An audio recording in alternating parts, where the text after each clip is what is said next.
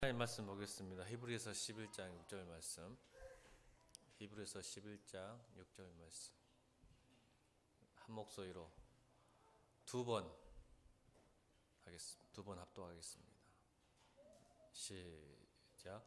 믿음이 없이는 하나님을 기쁘시게 하지 못하나니 하나님께 나아가자는 반드시 그가 계신 것과 또한 그가 자기를 찾는 자들에게 상주이심을 믿어야 할지니라. 믿음이 없이는 하나님을 기쁘시게 하지 못하나니 하나님께 나아가는 자는 반드시 그가 계신 것과 또한 그가 자기를 찾는 자들에게 상주이심을 믿어야 할지라. 아멘. 믿음으로 시작해서 믿음으로 끝나는 본 말씀이죠. 자신의 믿음을 의심하라. 따라합니다. 자신의 믿음을 의심하라. 자신의 믿음을 의심하라.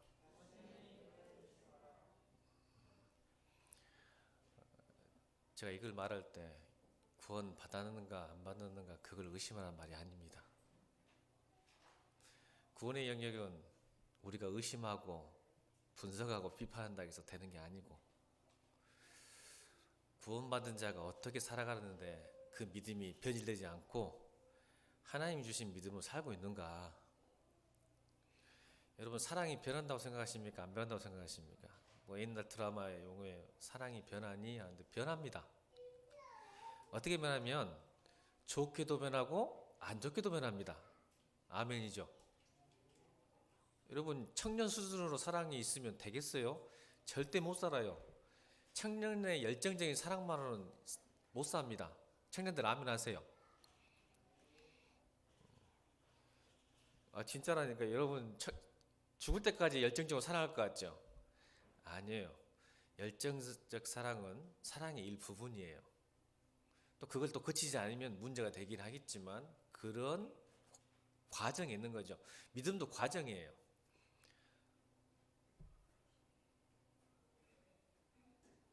여러분, 믿거나 말거나 우리 집사람하고 침묵해도 좋을 때가 많아요. 별로 뜨겁게 사랑하지 않아도 좋을 때가 많아요.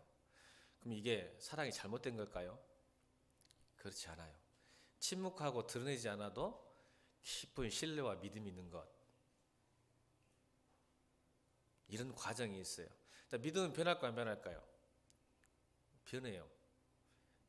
다시 말할게요. 좋게 변하거나 나쁘게 변하거나.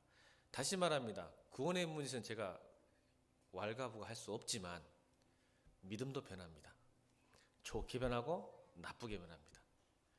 그 케이스가 바리새인의 케이스죠. 나쁘게 변한 케이스.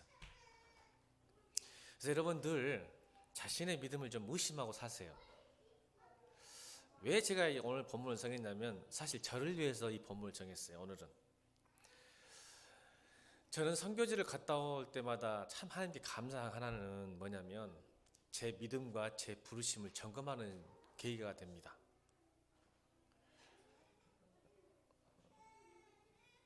선교제의 선교사님들 보면 현장에서 제가 그 말을 하거든요. 물론 저도 현장에서 지금 사역을 하고 있지만 굉장히 어려운 환경에서 사역을 하고 계시거든요. 물론 한국이 더 어렵다고들 합니다. 이제 선교사님들이 더 우리를 위로합니다. 여러분 모르시죠? 선교사님들이 한국의 목회자를 더 위로합니다. 이번 경우도 그랬어요. 이번 경우도 우리가 라오스가 힘들다 하지만 사실은 라오스의 선교사님은 저를 보고 짠하게 봅니다. 한국 목회 환경이 너무 나빠졌기 때문에 그래요. 더 힘듭니다. 그래도 불구하고 서로 위로하죠. 이런 생각하는 거예요. 그래도 내가 돌아가서 다른 맘 품으면 안 되겠구나. 이렇게 현장에서 치열하게 싸우고 계시는데 저는 좀만 마음만 먹으면 편할 수 있거든요. 라오스는 그런 것도 있겠지만 그런 상황을 만들지 않으세요, 하나님께서. 근데 이 한국교회 목회자들은요, 좀만 마음을 긴장하지 않고 조금 마음만 다르게 먹으면 언제든지 편할 수가 있어요. 다르게 살 수 있어요. 여러분, 저는 예배 시간에 여러분 얼굴을 보고 쳐다보면 이 사람이 예배의 은혜를 받고 있는지 은혜의 간절함이 있는지를 알 수 있어요. 영적인 도문이기 때문에 그래요. 우리 영적인 사람들이기 때문에. 이 사람이 지금 또 어떤 사람은 은혜를 많이 받는데 어떤 사람은 은혜를 못 받는 경우가 있는 걸 알게 돼요. 근데 이것을 우리가 잘못 생각하면 목사님 설교가 좋으면 은혜 받았다, 설교가 못했다 하면 은혜가 안 받았다는 차원이 다른 것 같아요. 왜 저를 돌아보니까 제가 예배를 가장 간절하게 원했던 때가 군대였습니다. 첫 번째는 왜냐하면 예배를 못 드리게 해요. 군대 가니까. 요즘은 큰일 납니다. 그렇죠. 근데 우리 때는 이상하게 예배를 못 드리게 해요. 맞았어요. 네가 왜 예배 가냐고. 왜냐하면 그때 당시 이제 선배들이나 고참들이 후임병에게 뭔가 시켜야 되는데 어디 가버리면 못 시키니까 그랬던 것 같아요. 그리고 핑계대고 도망치려고 그렇게 생각하는 거예요. 그러니까 종교생 활동하는 것을 그렇게 싫어했어요. 엄청 맞았습니다, 저.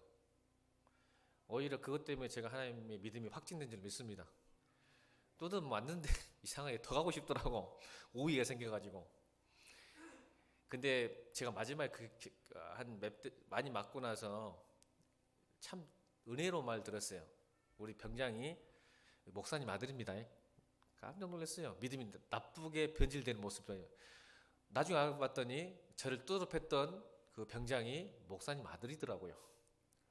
근데 이 목사 아들이 트라우마가 있고 아픔이 상처가 있었던 것 같아. 교회에서 아버님이 목회하는데 성도들이 그렇게 싸운대요. 목사님 욕하고 서로 싸우고. 그러니까 예수 믿는 것들 이렇게 돼본 거예요. 정말 우리 공동체 중요해요. 아멘.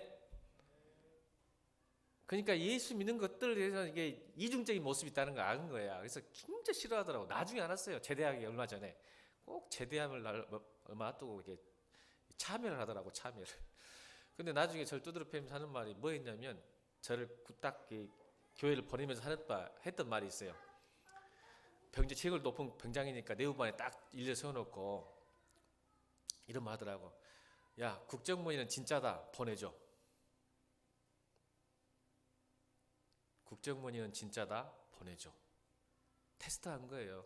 그 병장이. 전부 힘드니까 초코파이 먹으러 가거든요. 라면 먹으러 가거든요. 그 시간만 쉴 수 있거든요. 지금은 안 그래요. 우리 때는 그랬다는 거예요. 쉴 수 있는 시간이 예배당 와서 아니면 절에 가가지고 조는 거. 잠이 부족하니까 이등병 때는. 초코파이 얻어먹고 라면 먹고. 교회 가면 무조건 초코파이 주거든요. 지금도 준가? 네, 준답니다. 요즘은 귀하지 않지만 우리 때는 귀했어요. PX를 못 가니까. 지금 PX를 다 마음대로 가고 요즘 카톡도 한다는 거예요. 카톡도 막 부모님 하고. 근데 우리 때는 완전히 단절됐어요.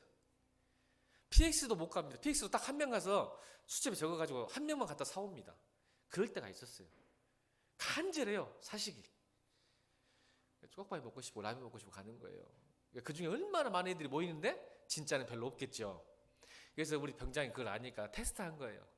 근데 두드러 패도 발로 차도 해도 교회 간다고 아글아글 하니 얘는 진짜다. 얘는 무조건 보내라 라고 했던 것 같습니다. 그리고 두 번째 제가 간절했던 것은 직장생활 할 때요. 정말 직장생활 힘들대요. 이 말은 무슨 뜻이냐면 제가 일을 못해서 힘든 게 아니라 그리스도인으로서 직장생활 한다는 게 보통 일이 아니에요. 이 말입니다. 저 일 못하게 생겼어요? 머리가 미련하게 생겼어요? 아니, 일 잘해요, 저. 근데 그리스도인으로서 직장생활 한다는 게 보통 일이 아니에요. 그래서 제 유일한 소망이 금요 철야였습니다.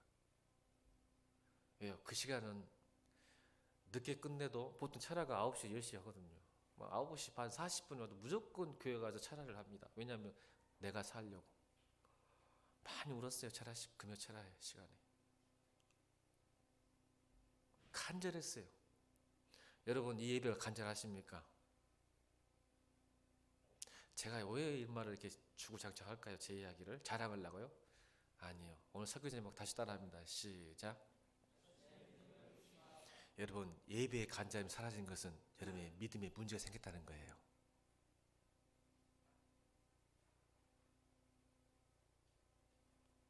기도가 안 된다. 여러분 믿음에 문제가 생긴 거예요. 지금 빨간불이 들어온 거예요. 기도하기 싫다. 간절함이 없다. 지금 삐뽀삐뽀 하는 거예요. 찬양하기 싫고 듣고 싶지 않다. 지금 믿음이 문제가 생기기 시작한 거예요. 아까 말했죠. 정직하게 해야 돼. 이게 시편 말씀이에요. 제가 기도하기 시작할 때 예배 첫 문을 연 기도가 뭐였어요?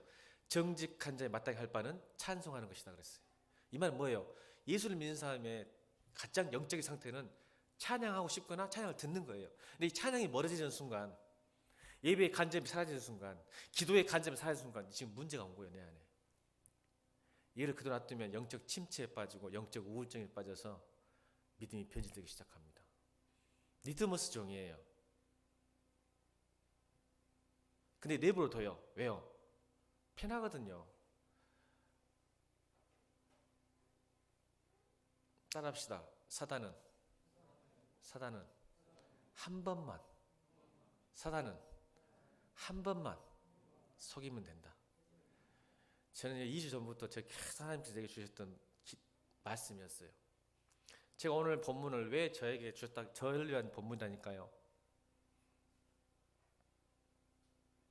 다시 따라하면 사단은 한 번만 속이면 된다. 하나님께서 제게 이렇게 말씀하셨어요. 정문아, 사단은 너 한 번만 속이면 된다. 하나님, 조금 쉬면 안 될까요? 많이 했잖아요, 제가. 앞만 보고 달렸잖아요. 이제 좀 여유가 있으면 되지 않을까요? 이제 좀 성도들 걱정 그만하면 안 될까요? 내가 죽겠어요. 하나님께서 다른 데다 말하시고 이렇게 제 마음을 주셨어요.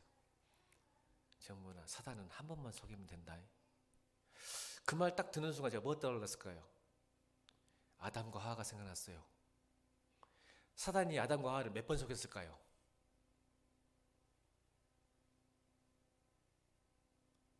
한 번 속였어요. 너 이거 따먹으면 하나님쯤 된다. 근데 그 한 번의 속임의 결과가 아담과 하와의 전 인생을 바꿔버려요. 그리고 지금까지 우리가 고통당하고 있어요. 우리 옆에 사람 인사합시다. 사단은 너를 많이 속이는 게 아니라 딱 한 번만 속여. 무슨 말이냐면 기도하지 않아도 잘 살거든요. 그러니까 무슨 사단을 속는 거야? 야, 기도하지 마. 잘 되잖아. 너 많이 봉사했잖아. 하지 마. 좀 쉴 때 됐잖아. 예배 뭐 맨날 드리는 건데 그렇게 뭐 긴장하고 목사님 뭐 간절하는데 안 되면 안 되면 그냥 앉아 있어 그냥. 언젠가 하나님 주시겠지. 은혜 주시겠지. 여러분 그 한 번에 속아버리면 계속 그렇게 삽니다. 그래요 안 그래요? 신기해요. 한 번 속아버리면 그렇게 살아버려요. 사람은.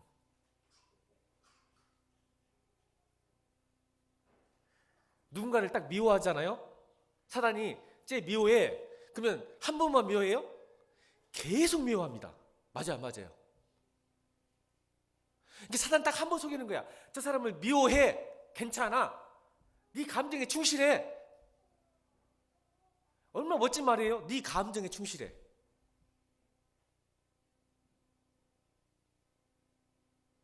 근데 놀랍게도 계속 미워합니다. 딱 한 번 그러려고 작정하는 순간.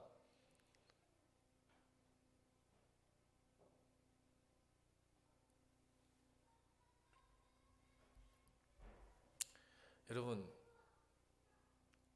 저는 가끔씩 제가 기도가 지치거나 설교를 쉽게 하고 싶을 때가 많아요. 여러분 제가 제 유혹을 말할게요. 일주일 동안 뭐 이렇게 고민해. 좀 나도 그냥 목사가 설교 제일 힘들거든요 사실은. 쉽게 할 수 있어요 저 진짜로. 청년들 집사님 다 알아요. 섰다 하면 3시간이요. 앉아 서가지고 준비도 안 하고 내 머릿속에 있는 거 막 내뱉어도 3시간 4시간을 할 수 있는. 근데 그렇게 바둥바둥해요. 하나님이 하신 말씀 주셔야 되는데 안 주면 답답하고. 저희 부르심이죠. 그럴 때마다 하나님 내 부르심을 점검합니다. 그럴 때마다. 우리 다 같이 읽어볼까요? 고린도후서 5장 17절부터 19절 읽겠습니다. 세 번역 성경입니다. 시작. 누구든지 그리스도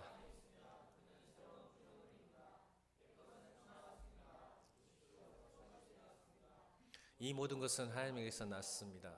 하나님께서는 그리스도를 내세우셔서 우리를 자기와하게 하시고 또 우리에게 화해의 직분을 맡겨주셨습니다. 곧 하나님께서 사람들의 죄가를 따지지 않으시고 화해의 말씀을 우리에게 맡겨주심으로써 세상을 그리스도 안에서 자기와하게 하신 것입니다. 아멘. 내가 왜 목사가 됐을까? 내가 왜 새로운 피조물이 됐을까? 라는 생각을 할 때 항상 저 고린도후서 5장을 봅니다. 하나님 우리에게 새롭게 하셨죠. 새롭게 하신 이유가 있어요. 이 말은 구원받은 목적, 예배하는 목적을 주셨는데 그게 뭐예요? 하얗게 하는 직분, 말씀 주셨다는 거예요. 무슨 뜻입니까? 하나님과 사람이 죄 가운데 있어서 하나님과 불화했어요. 그래서 평화가 사라졌어요. 하나님이 없다고 해요. 하나님과 관계하지 못하고 소통하지 못하고 사귀지 못했어요. 근데 하나님께서 우리를 피조물을 새롭게 하셔서 하나님과 다시 교통하고 소통하고 사귀게 하셨어요. 자, 그러면 국정원 목사의 존재의 목적이 뭐냐면 아직도 예수 안 믿는 사람을 예수 믿게 하는 거예요. 아멘. 맞죠? 화해시키는 거예요. 누구와? 나와요? 아니요. 하나님과 죄인의 사이를 화해시키는 거. 그래서 새로운 피조물이 된 거예요. 여러분 이 땅에 지금 와서 지금 부르심을 받고 목사이건 성도이간에 똑같이 우리가 먼저 그걸 받았어요. 그렇죠? 그러니 내가 너에게 새롭게 했다. 어떤 새로움? 이제는 그렇게 살아야 된다. 어떻게? 안 믿는 사람을 믿게 만들어서 하나님과 화해시켜라. 자, 그럼 목사는 뭐예요? 여러분을 화해시켰어요? 그럼 목사는 뭐 하는 사람이에요?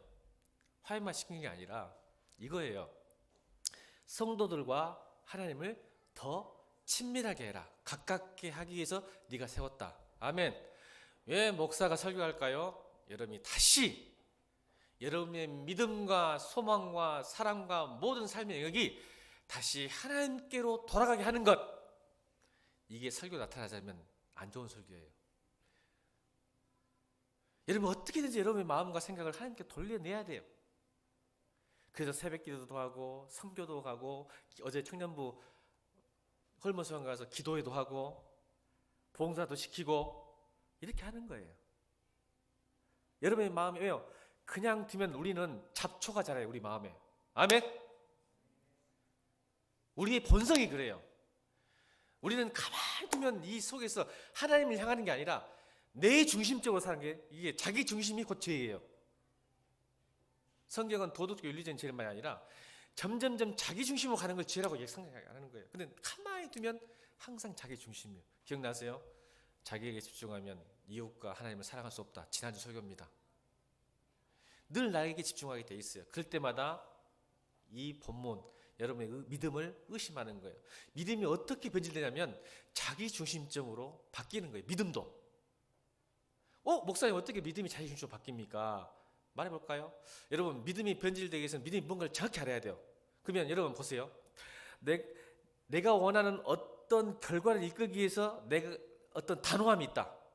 내가 원하는 아까 우리 찬양했잖아요. 내 한 가지 소원이 뭐라고요? 여러분 찬양했잖아요. 우리의 한 가지 소원이 뭐예요? 왜 자신이 없으세요? 찬양 방금 했잖아.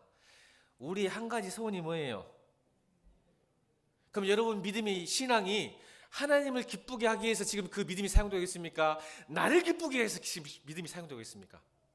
근데 여러분 나도 모르게 나의 믿음이 나를 기쁘게 해서 사용되고 있어요. 하나님 좋은 직장 보내주세요. 그래야 내가 기쁘거든요. 내 마음에 평안을 주세요. 그래야 내가 좋거든요. 좋은 대학, 좋은 직장, 돈 좀 벌게 해야 내가 기쁘거든요. 그 믿음이 그렇게 사용되집니다. 그래서 믿음인 건 믿음이 아니에요. 믿음은요, 내가 원하는 결과를 이끌어내기 위한 단호함이 아니에요. 이걸 보고 신념이라고 그래요. 그래서 이런 말 자주 하죠. 안 되면 되게 하라. 이게 믿음인 것처럼 이야기해요. 안 되면 되게 하라. 단호함. 신념이지 믿음이 아니에요. 두 번째 또 믿음이 이렇게 오해돼요. 어떤 목적을 맞추기 위해서 과도한 동의, 어떤 목적을 딱 맞추기 위해서 과도한 동의를 맹신이라 그래요. 맹신. 이게 뭐예요? 따라합시다. 간절히 원하면 주신다. 교회에서 이런 말 많이 해요, 안 해요? 따라합시다. 간절히 원해도 주시는 자의 마음이다. 근데 이것을 자기 어떤 목적을 잊기 위해서 맹신해버려. 그냥 이거 뭐가 보여? 이거 뭐가 틀려? 꿈을 꿔라. 꿈은 이루어진다. 우리 2004년도 월드컵 때 꿈은 이루어진다고, 네가 간절히 원한다고 뭐가 틀려? 그게 믿음인가? 이걸 맹신이라고 그래. 2004년도에 우리가 4강까지 가도 꿈이 이루어진 건가요? 사실 우승하고 싶었지. 뭐 4강전에서 뭐 지길 바랬을까? 4강이 못했다? 아니죠. 우승하길 바랬지. 독일한테 졌나요? 저 기억이 안 나네. 독일이 졌어요? 독일 이기길 바랬지. 지길 바랬어요? 4강까지 왔으니까 끝까지 꿈을 위해, 자기 꿈을 위해서 과도한 맹신, 과도한 동의, 하나님 뜻과 상관없는 내가 어떤 목적을 위해서 끝까지 믿어가는, 간절히 원하면 이루어진다? 또 하나, 믿음을 오해하는 게 있어요. 지금 세 가지예요. 잘 기억하세요. 자신의 믿음을 의심하라는 거예요. 내가 그렇게 가고 있으면 빨리 돌이키라는 거예요. 세 번째, 믿음의 오해가 있어요. 뭐가 있는지 아세요? 믿음은 인격적인 요소가 있어요. 하나님과 관계이기 때문에. 근데요, 믿음 앞에서 인격적 요소를 무시하거나 버리는 태도, 이걸 광신이라 그래요. 신념과 맹신과 지금 광신을 설명하고 있어요. 그것을 믿음으로 오해하고 있기 때문에 한국 교인들이. 믿음이 변질되면 그게 변해요. 다시 설명할게요. 인격적인 요소가 무시하는 태도가 광신이에요. 그러니까 광신은 막 예수 천당 불신자 소리 지르면서 와 방언하면서, 그게 광신이 아니에요. 그것도 광신일 수 있으나 여러분 그것이 광신이라고 생각하지 마세요. 착각에 빠져요. 여러분도 지금 광신에 빠진 사람이 있어요. 조용하지만 차분하지만. 뭐예요? 설명할까요? 자, 성경대로 삽시다. 이 말이 맞는 말 같아요? 안 맞는 말 같아요? 여러분 정말 무서운 거예요. 이 설교자 한 사람이, 목회자 한 사람이 어떤 신앙을 갖냐에 따라 성도를 다 죽이거나 살릴 수 있기 때문에, 성경대로 살자면 여기 다 맞단 말이에요. 아니요. 이건 특수 언어예요. 성경대로 살자는 뜻 안에는 수많은 복합적인 케이스 바이 케이스가 있어요. 아멘. 근데 목사가 성경 삽시다 무조건 외치면 그 말을 아멘하고 광신해버려. 왜? 인격적인 요소가 배제돼요. 인격적인 건 무슨 뜻일까요? 지와 정과 의가 한결 인격지라 그래요. 자, 그래서 광신자들의 특징 보세요. 자, 신천지가 여러분 갈라졌어요. 여러분 모르시죠? 신천지가 갈라졌습니다. 벌써 이마에 죽지도 안 했는데. 왜? 지들도 알아. 이마에 죽을 줄 알아 지금 지들도. 근데 그놈이 재림 주고 영생이래. 곧 죽어. 얼마 안 남았어. 그러니까 지들도 아니까 미리 지금 파가 나졌어. 이름이 뭔지 아세요? 새천지. 아이, 나 진짜 짜증나서. 이제 곧 새천지가 등장합니다. 곧. 여러분 서울 쪽에 이미 지금 전라도는 꽉 잡고 있어서 그런데 이 베드로 지파가 세거든요. 전라도 아주 무속적인 게 많아가지고 세고 싶었는데, 이제 이마에 죽으면 이 베드로 지파도 나갈 거예요 아마. 필립을 두고 보세요. 이미 나왔습니다. 새천지로.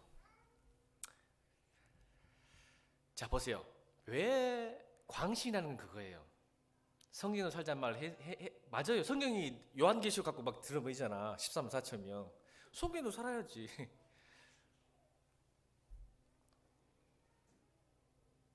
지정의가 빠져요. 그걸 광신이라 그래요.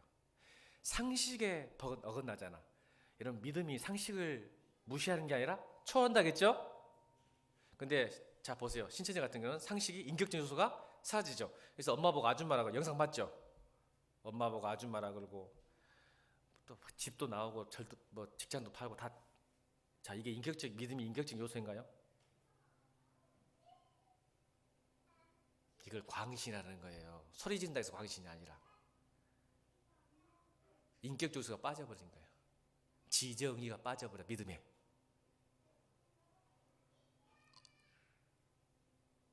상식을 무시해버려요. 믿음이. 다시 말할게요. 믿음은 상식을 무시하거나 상관없는 게 아니라 어느 수준에 와서는 상식을 초월하는 거예요. 그러니까 상식이 포함된 거예요. 아멘. 그걸 무시하게 만든 걸 광신도라 그런 거예요. 그걸 무시하는 거. 이렇게 오해를 한국교회에 있어요. 또 있어요. 이신칭이 왜 나왔을까요? 면죄부 사건 때문에 나온 거예요. 면죄부. 무슨 죄를 지어도 이 면죄부만 사면 구원 받는데요. 그랬죠? 그때 이신칭이가 또 변질됐어요. 루터나 칼빈이 원래 그게 아니에요.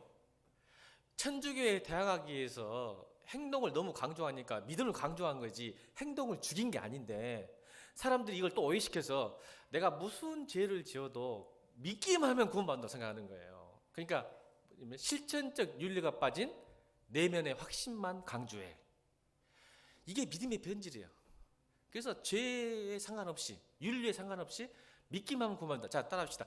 딱 미안합니다. 믿으면 구원받는다는 말이 맞는 말일까 안 맞는 말일까? 논리적으로 믿으면 구원받는다. 논리학적으로 안 맞아요. 이게 사실은. 이거 목사님 무슨 소리야? 믿으면 구원받는다? 성경하고 맞지 않아요. 근데 왜 목사님들 그 말 하냐면, 자 보세요. 믿으면 구원받는다를 쉽게 말해볼게요. 동호가 쓰러졌어 바닥에. 눈 떠. 말해봐. 그러면 살려줄게. 자, 이게 맞는 말일까요? 안 맞는 말일까요? 동호가 지금 쓰러졌어. 예배 드리다가 푹 쓰러졌어. 목사님 다가가지고 흔들어 깨워. 야, 눈 떠봐. 말해봐. 그러면 살려줄게. 이 말이 맞는 말이 안 맞네. 논리적으로. 이건 초등학교도 안 나왔어요? 안 맞는 말이죠. 살아있어야 눈을 뜨고 말을 하지.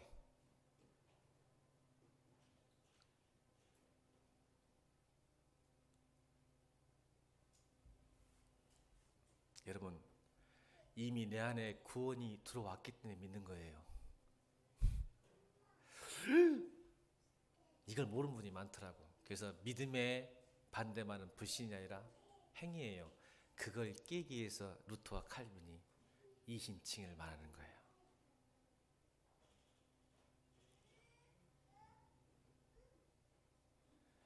실전적인 윤리와 죄를 지었어도 회심만 하고 내면적인 확신만 있으면 구원받는다는 말은 가짜입니다.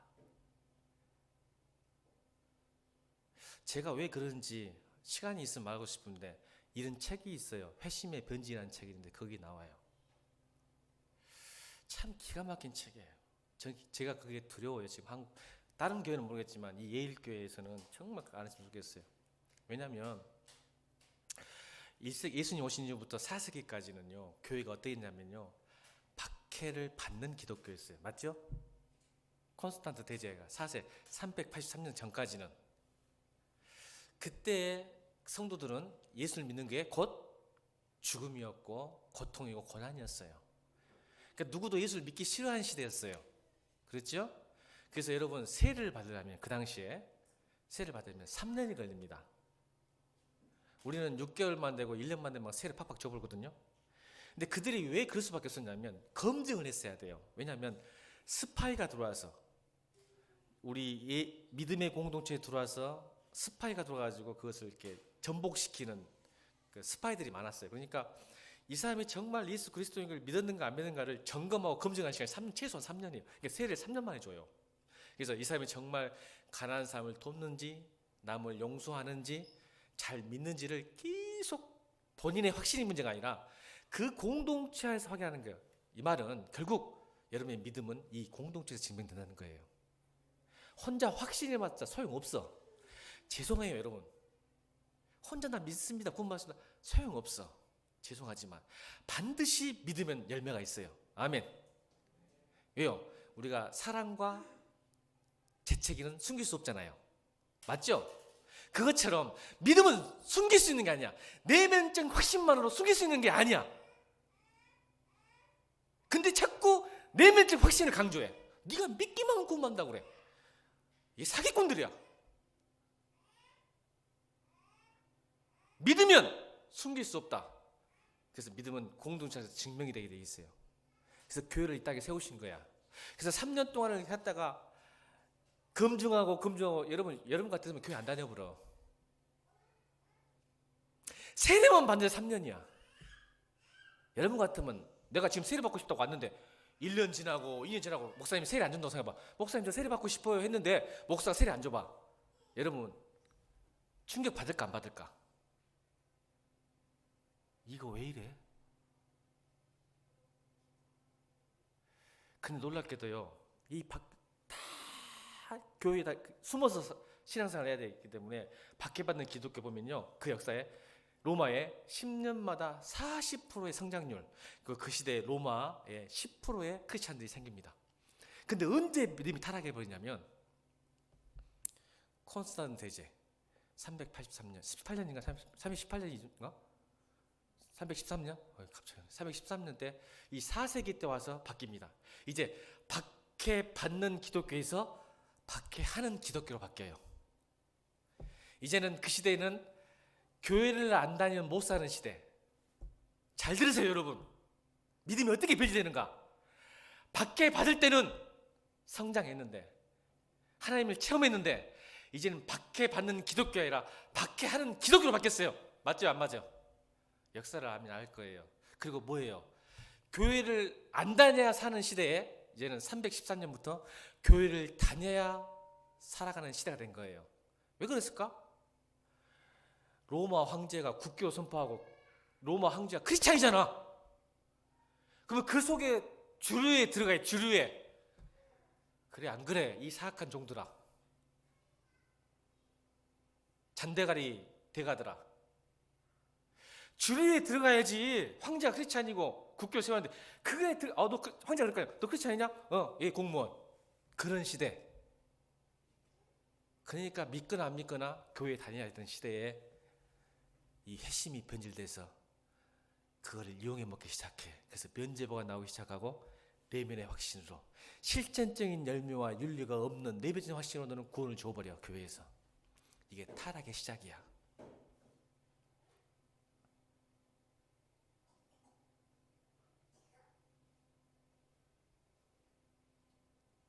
다시 따라합니다. 사단은 한 번만 속이면 된다. 여러분의 믿음을 한 번만 속여버리면 여러분 죽습니다. 사단은 그걸 알아요. 여러분 예배 올 때 여러분 왜 간절함이 없는지 아세요?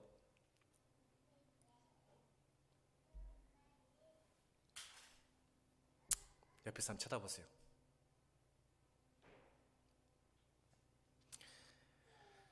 야, 살아 돌아왔구나. 시작.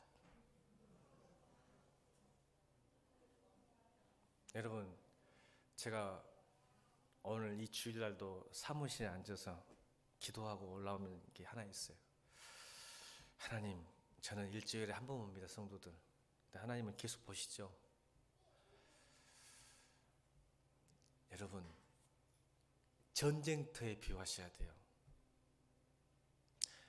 사도 바울이요,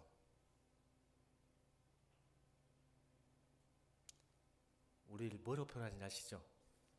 가장 강력하게 표현한 사도 바울이. 사도 바울은 핵심이 도련형일까요? 점진형일까요? 묻겠습니다. 사도 바울은 점진형일까요? 도련형일까요? 핵심이 도련형이죠. 다메섹소상에서 하나님 딱 한 번 만나고 완전히 바뀌어본 사람이잖아요. 그 디모데는요, 도련형일까요? 점진형일까요? 점진형이죠. 왜요? 모태 신앙이거든요. 그래서 계속 훈련받고 바울에게 가르침을 받아서 성장한 케이스예요. 근데 중요한 것은 도련형이나 점진형의 회심의 유형이 아니라 도련형이든 점진형이든 내가 어떻게 하나님을 더 사랑하고 열망하고 간절하는 영적 성장에 성경은 포커스가 맞춰 있다는 거예요. 그래서 바울이 뭐라고 하냐면 우리를 가장 강력하게죠. 우리를 그리스도의 좋은 군사라고 표현한 이유가 뭐예요? 군사는 뭐가 필요하죠? 훈련이 필요하죠. 변화를 위해서는. 그래요, 안 그래요? 그래 안 그래요? 믿음의 경주라는 표현을 썼어요. 일부러 단어를 사용한 거예요. 바울은 도련형이에요. 도련형에도 불구하고 그의 편지에서는 계속적으로 우리의 믿음은 점진적으로 성장하고 변화된다고 강조하기 위해서 우리는 믿음의 경주를 해야 되고 그리스도의 좋은 군사라고 얘기하는 거예요. 여러분 자신의 믿음을 의심하시고 늘 내가 지금 간절함이 있는가 성숙함이 있는가 고민하게 되는 주의종들 되기 바랍니다. 훈련이 필요해요. 그래서 믿음은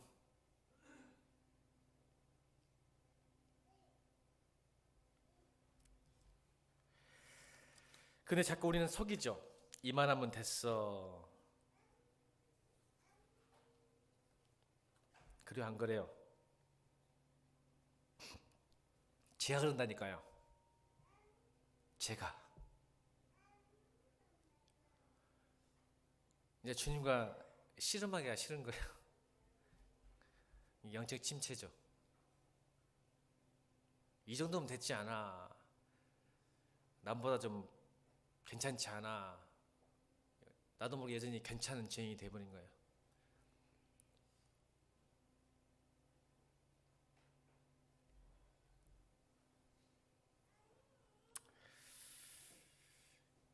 여러분 우리 오병이의 기적 한번 봤죠? 오병이의 기적. 우리 요한복음 6장으로 한번 돌아갑시다. 우리 믿음이 어떻게 변질할 수 있는가 다시 한번 살펴봅시다. 요한복음 6장 26절 27절 읽겠습니다. 시작.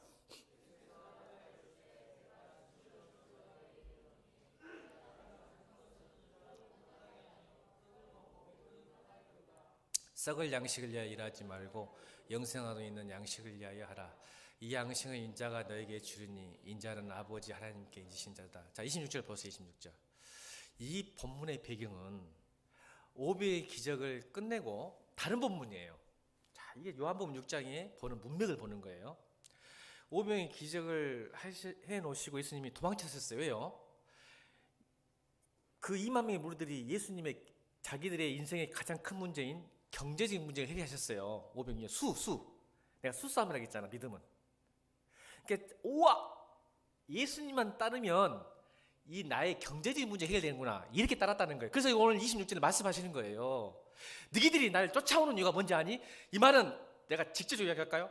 너희들이 교회 잘 다니고 봉사하고 헌신하고 믿는 이유가 뭔지 아니? 자 6장 1절부터 26절 사이에는 이게 있어요. 이게 간극 갭이 굉장히 중요해요. 예수님께서 오병이의 기적을 딱 해놓고 도망치세요. 왜? 임금으로 정확히 나와요. 요한복음에 사람들이 임금으로 대통령으로 경제 대통령으로 삼으려고 하니까 도망치셨어요. 왜? 예수님은 그런 분이 아니거든요. 아멘. 여러분 경제적인 문제를 해결하려고 오신 분이 아니에요. 아멘 하세요 제발. 여러분 주기도문에 일용할 양식 구하라겠지 먹고 남고 차고 놀라라고 그 양식 구하라고 기도를 하겠어요?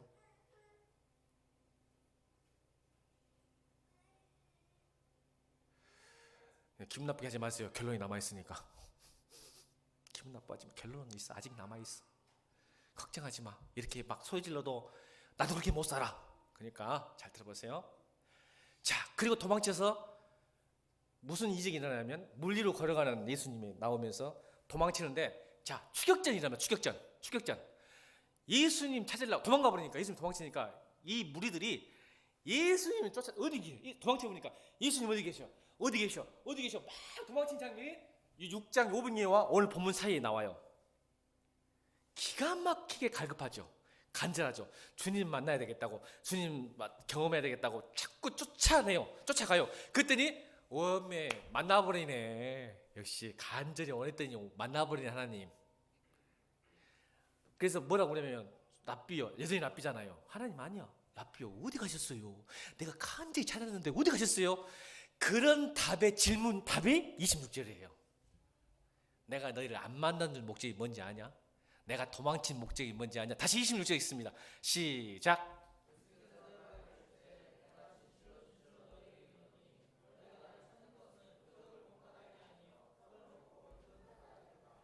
이렇게 우리의 믿음이 변질돼요. 주구장창 주님을 찾아요. 근데 주님은 도망쳐요. 그리고는 어쩔 수 없이 만나게 됐어요. 어쩔 수 만나요. 만나보래요. 그러니까 어디 가셨어요? 내가 얼마나 주님 사모하고 찾았는데요. 기도 열심히 하고 이렇게 했는데 어디 가셨어요? 했더니 딱 이만한 거. 야, 이 자식들아. 떡을 먹어. 진짜 떡을 바꿔야 돼 사실은. 우린 떡은 간식이잖아. 이제 밥으로 바꿉시다. 한국 성경이 좀 문화 정서에 안 맞아. 저 같으면 밥으로 바꿨어. 밥. 떡은 먹어도 되고 안 먹어도 되잖아, 여러분. 그 말이 아니야. 헬라어 성경에는 주식이야, 주식. 그러니까 우리는 이렇게 해야 돼. 나를 찾는 것은 표절 본 까닭 아니요, 밥을 먹고 배부른 까닭이야. 이렇게 말해야지.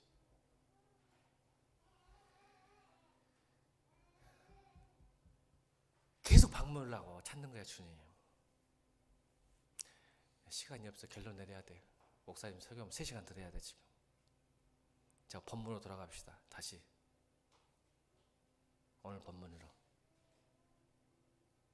오늘 본문 다시 시작.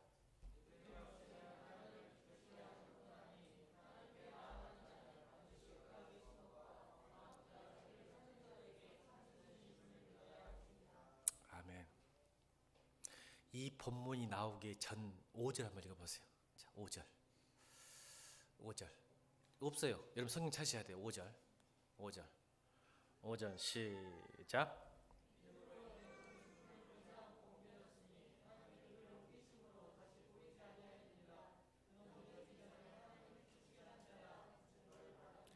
여기서 강조한 단어가 나와요. 뭐죠? 강조한 단어. 옮겨셨음. 3번 강조하죠. 자, 이게 능동태예요, 수동태예요? 이런 초등학교 나오면 다 알아. 3번, 성경에서 3번 강조는 무조건 굉장히 강조해요. 중요한 거란 뜻이에요. 옮기심으로, 옮기지기 전, 맞나? 옮기졌으니, 옮기심으로, 옮겨지기 전. 이 3단어가 강조했어요. 자, 믿음이 뭐라는 거예요? 능동태예요, 수동태예요? 왜 말을 안 해요? 수동태잖아. 그럼 믿음은 누구에게 와야 돼? 내가 갖는 게 아니야. 알죠? 그래서 에베소서의 2장에 믿음은 하나님의, 우리 확신이 의미가 없는 거야. 여러분 아세요? 그래서 믿으면 구원 받습니다 말이 논리적 오류가 있다는 게 이게 수학적 표현이에요. 그래서 살아 있어야 믿어요. 구원이 내게 들어와 있기 때문에 믿는 거예요. 자, 그럼 이게 증거를 대세요. 자, 찾습니다. 창세기 15장. 믿음이란 단어가 최초로 등장한 본문이 창세기 15장이에요. 그걸 알아야죠. 믿음이, 우리가 오늘 변질 당하지 않으려면 믿음이 뭔지를 알아야 되기 때문에. 창세기 15장 1절로 6절. 제가 일부러 안 했어요. 찾으시라고. 왜냐하면 중요하니까. 자, 찾으셨어요? 제가 가지고 있는 성경 구약성경 17페이지 1절부터 6절 다 못 읽으니까 6절 읽겠습니다. 6절 시작. 아브라함이 여호와를 믿으니 여호와께서 이를 그의 의로 여기시고, 이때 보면 여호와가 믿는 거 같잖아요. 아브라함이 이 본문을 또 그대로 하면 믿으니까 구원 받네 이라고 생각하겠잖아요. 아니에요. 자, 이것을 제가 히브리적 사고로 여러분께 히브리적 사고 제가 표현할게요. 자, 우리 권사님이 제일 잘 알아. 이래가 어렸을 때 기어다니잖아요. 그러면 이래가 걷고 다니는 것이 보고 싶어요, 안 보고 싶어요? 그렇죠. 보고 싶죠. 자, 그러면 보고 싶으면 어떻게 해요? 이래가 스스로 일어날 때까지 기다려요? 아니면 권사님이 억지로라도 세우신가요? 억지로 세우시죠. 손 잡아주죠. 근데 걸어요. 손 잡아주면 그러면 어떻게 해요? 권사님이 이래에게 뭐라고 해요? 네 힘으로 섰구나. 네가 드디어 걷는구나 라고 말해요, 안 해요? 하죠.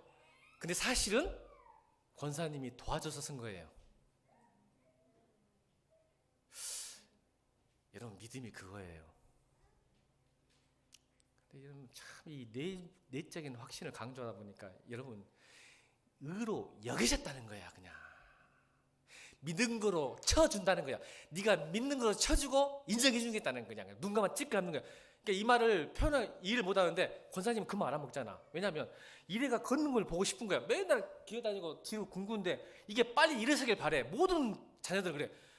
요즘은 이제 일해가 키 크길 바랄 거 아니에요, 권사님, 그죠? 근다고 해서 그냥 자고 있을 때 대가리를 뺄 수도 없는 거고 지금.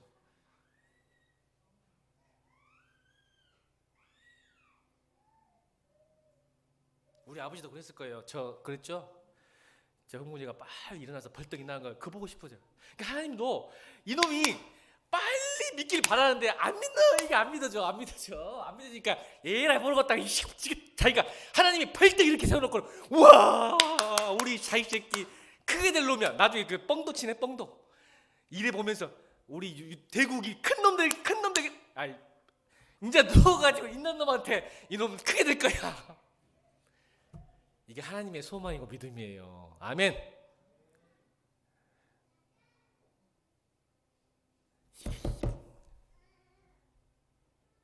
하나님 마음이요.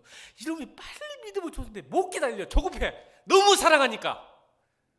그리고 자기가 세워놓고는 원매 우리 대국이 이래 섰네 박수치고 날리고 뭐까지 말하면 이러면 나부터 크게 될 거예요. 대통령 될 거예요. 박사 될 거예요. 이러고 앉아있어. 우리 하나님이 지금. 이게 믿음이라고. 그것을 믿는 믿음이 하나님을 기쁘게 하신다고. 내가 왜 있냐고 내 힘이 아니라 그걸 믿는 믿음이 하나님을 최고로 기쁘게 하시는 믿음이라고. 나는 안 되는데 하나님이 세우고 내가 지금 믿는구나. 아멘. 14장 15절 보면 기가 막혀. 왜냐하면 왜 이 말이 나오는지 1절 읽겠습니다. 1절 15장 1절 시작. 이후에 여호와의 말씀이 환상 중에 아브라함에게 임하여 이르시되 아브라함아 두려워하지 말라. 나는 내 방패고 너희 증언 상급이니라. 지금 아브라함이 두려워하고 있을까 안 두려워하고 있을까? 두려워하니까 두려워하지 말았겠지. 뭐 때문에 두려워했을까? 아브라함이 14장에 나와 9개의 민족이 전쟁이 났어. 근데 318명을 데리고 롯을 구해. 근데 이제부터 뭐가 두려웠을까? 9개의 민족이 적이 되는 거예요. 롯 때문에, 조카 때문에. 그러니까 뭐가 두려웠어? 언제든지 자기는 죽게 생겼어. 어떻게 318명으로 9개의 민족을 이기나? 자, 봅시다. 여러분 크리스찬들이 세상을 이길 수 있을까? 두렵지 세상. 여러분 청년들 결혼 못 할까 봐, 집 못 살까 봐, 직장 못 얻을까 봐 두렵지. 자신만만하네. 효정이 나 결혼할 건데 하면서. 와, 또 저 자신 믿음이요. 맹신하지 마. 과도한 동의가 돼. 과도한 동의. 두려워. 이제 언제든지 9개 민족이 쳐들어가면 죽게 생겼어. 이러면 세상이 두렵죠. 그러니까 뭐라고요? 두려워하지 마라. 내가 너 방패란 말 쓰냐. 방패. 방패. 하나님이 괜히 이 단어를 섞었어. 지금 우리 성도들은 세상이 두려워 사실. 알지? 돈 없음에, 건강 때문에, 돈 없음에, 직장 때문에, 뭐 자녀 때문에 예수 믿어도 두려워. 그러니까 두려워하지 말고 내가 네 방패여야. 그리고 뭐라게? 내가 너의 상급이여야. 그리고 또 뭐라게? 그 뜬금없이 이제 아브라함이 봐봐. 아주 못났어 아브라함. 뭐라고 하냐면 얘기가 없는디요. 얘기가 없는데 뭐요? 그 당시를 보면 지금은 얘기였으면 좋다는데 그 당시는 뭐요? 얘기 없는 건 가문이 끊기는 끝나는 거예요. 알죠? 구약 시대. 그러니까 알긴 알겠는데 자손이 없어요. 자손 주고 말지. 그런 말씀이 나세요. 내 대를 이거 자식이 있어야 내가 뭐 안 두렵죠. 보세요. 믿음이 있어 없어? 하나님이 방패가 되고 상급되고 말을 해도 여전히 뭘 믿고 있어? 지 자식 새끼. 내 자식이 있어야 믿겠다는 거, 두려워하지 않겠다는 거 아니에요. 지금 보면 봐봐.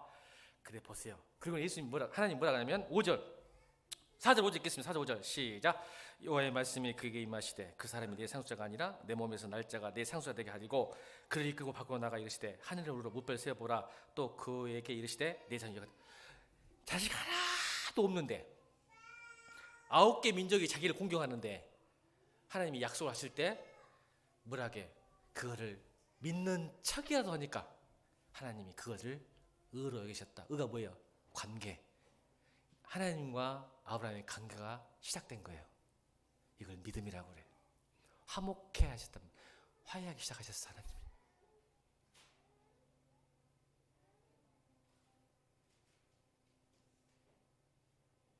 진짜 믿었을까? 못 믿었어. 아브라함은 계속. 왜 못 믿는지 알 수 있어. 왜 할 수 있어? 사라도 농담으로 웃고 얘기 나붙잖아. 봐. 믿음이 우리 믿음이 수준 이 정도인데 하나님이 말했잖아. 우리 권사님 벌떡 세워놓고는 네가 했다고 해보신 거예요. 이게 믿음인 줄 압니다. 우리는 안 돼. 근데 지가 뭐가 믿음이 딱 확신 갖고 주여 원하면 된다. 간절하면 된다. 그냥 하나님이 기뻐? 네가 배부른 까닭에 나를 찾지 지금. 그 27절이 뭐예요? 썩어질 것 때문에 일하지 말고 여기서 해놓고 일해라 이 새끼야. 이게 말하시는 거예요.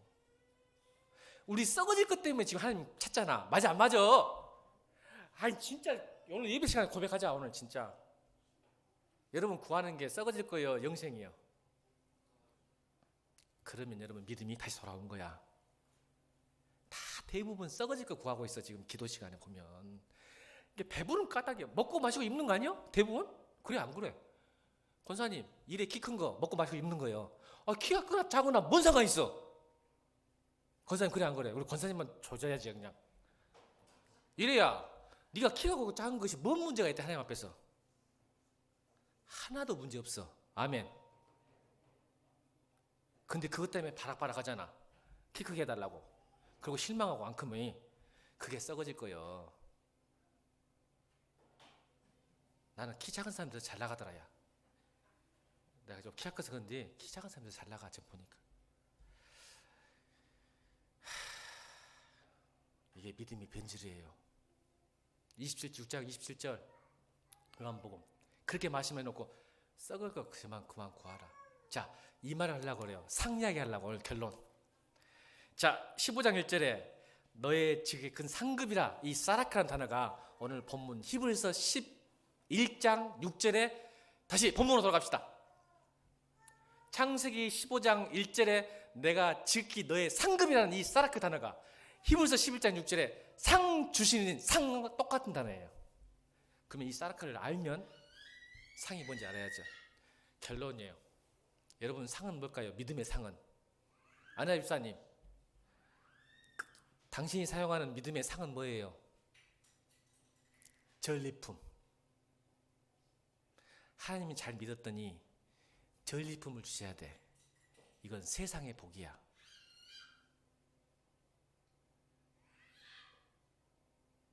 열심히 기도하고 헌금했더니 전리품을 주셔야지. 100만 원 투자했으니 하나님은 1000만 원 주셔야지. 이게 전리품이거든. 근데 여기서 이 상은 그 상이 아니에요.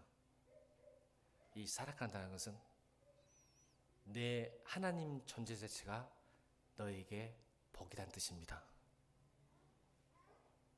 이 말은 바꿔 말할게요. 너와 함께 하는 것이 너의 상이다. 내가 너와 함께 하는 것이 지극히 큰 상이다.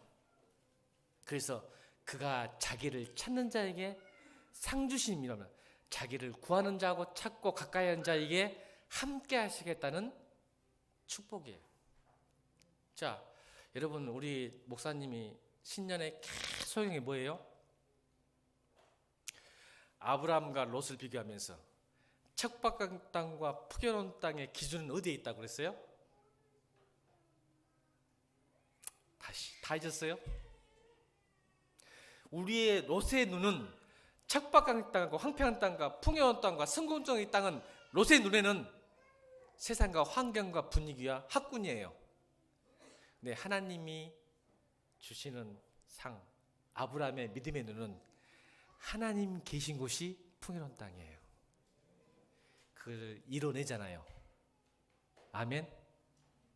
도저히 안 될 것 같은 그 땅에 하나님이 함께 하심으로 복을 주셨어요. 읽겠습니다. 밑에 역대하 1장 1절 시작.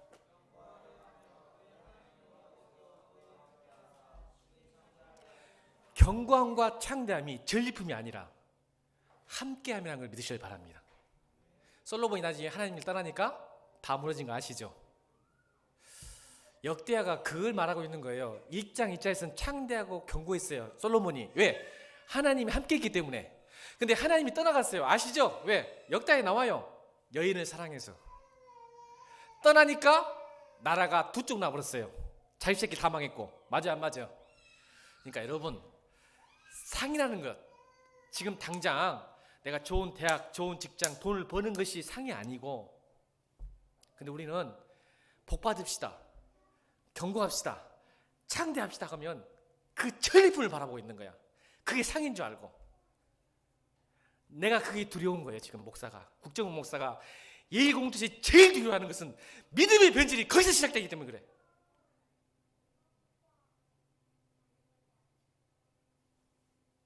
함께 하심이에요. 내 지극한 큰 상급이다. 내가 함께 하겠다, 동행하겠다. 자, 우리 교회는 절대 그러지 맙시다. 하나님이 함께 하면요, 광야에서도 꽃이 펴요. 사막에 물이 나요. 그래서 여러분, 일희일비하지 말게요. 전리품 보는 믿음은 항상 일희일비해. 잘 되면 기분 좋고 안 되면 낙심하고 있고. 근데 하나님이 함께하는, 사랑은 숨길 수 없다고 했잖아. 하나님이 함께하는 성도는요, 그래서 여호와를 기뻐하는 것이 너희 힘이라고 느헤미야가 말한 것 같아요. 그 척박하고 성전이 무너지고 다 무너진 속에서도 너희 힘이 뭔지 아냐? 여호와를 기뻐하는 것이다. 함께하는 것이다. 성도의 영적 상태는, 성도의 영적 상태는 하나님을 기뻐하는 거예요. 무슨 환경과 상황에 상관없이. 그것이 상인 줄로 믿습니다. 아무나 안 됩니다. 죄송하지만 어떤 상황과 환경에서도 하나님을 기뻐하시고 찬양하셨다는 것은 상이에요. 아무나 안 돼요. 믿어도. 죄송하지만. 그래서 찾는 자들, 구하는 자들, 가까이 하는 자들에게 상 주겠다는 것은 함께함으로 이 세상을 이길 수 있는 믿음이 생기는 거예요. 두려워하지 않고. 여러분, 자신의 믿음을 의심해 보십시오. 간절함이 사라졌습니까? 낙심됩니까? 짜증이 납니까? 우울합니까? 예수를 찬양해도 예배도 즐거움이 없습니까? 그러면 내 믿음이 변질됐는가? 여러분, 잘 의심하고 살펴서 다시 사단에 속지 말고 주님께 돌아오고 상 받는 주의 백성 되기를 주님으로 축원합니다. 아멘. 찬송가 540장 찬양하겠습니다.